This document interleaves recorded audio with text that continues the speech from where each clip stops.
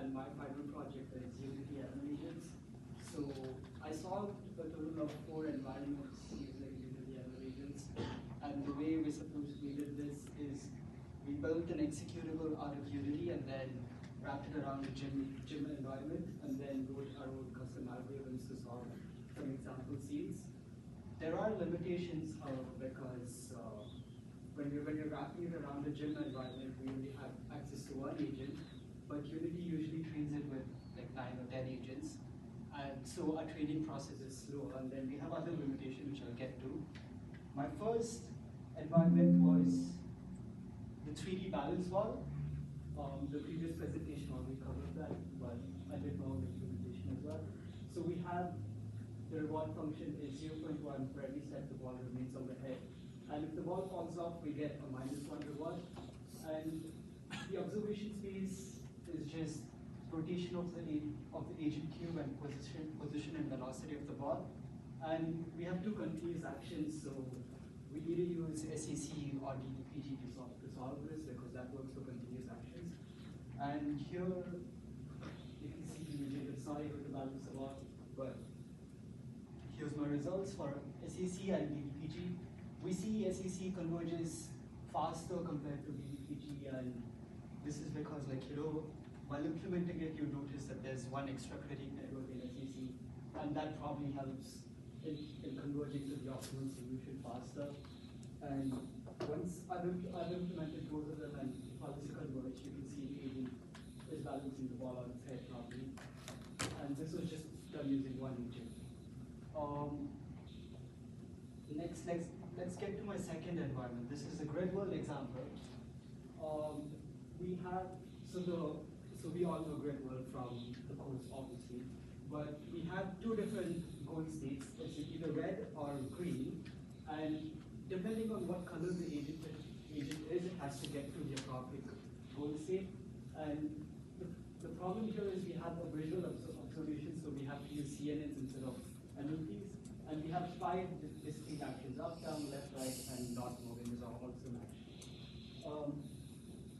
For this, I didn't get it to converge to optimal policy, but I benchmarked it with stable baselines, because once I packaged it as a Unity executable, I was losing important information regarding the view of the grid.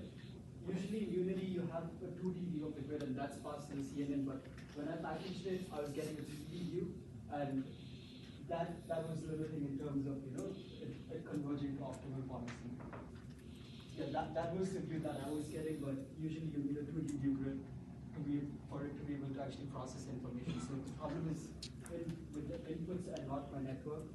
And I've achieved similar results as the stable baselines implementation for this, my loss functions and the graphs as well, and the reward graphs as well. The next example is push block. So for this, the agent must push the block to a green area. That's the goal state, and we get -0.0025 for every step the agent takes, and we get +1 if the block touches the goal. Now this is a vector observation space, so we go with NLPs, and we have 7 discrete actions: up, down, left, right, and rotation, and then not moving. Now, if you see the reward function, there is a problem with this, because what happens is there is no incentive for the agent to actually seek the block. So it just spends a lot of time moving around, and it doesn't know that it has to push the block to the goal, because there is no reward for that. So this is still ongoing. I'm still training it, but you can see it progressing. Like initially, it takes a lot of these small steps going around, but then eventually it gets to a state where it takes longer steps trying to hit the block. And I've saved these models as zip files so I can continue training. I'm expecting, I've traded for 2 days and I've gotten this. I'm expecting it to take another 3 or 4 days, and then probably converges to optimal policy. So that's push block using the D2L. Next, we have the worm environment. Now, this we have a worm, and it must move itself to a goal state. And this is continuous action, so we do SAC or DDPG. I went with SAC for this. So we have two reward functions for this. First, agent should match the goal's direction, and second, it should match the goal's velocity.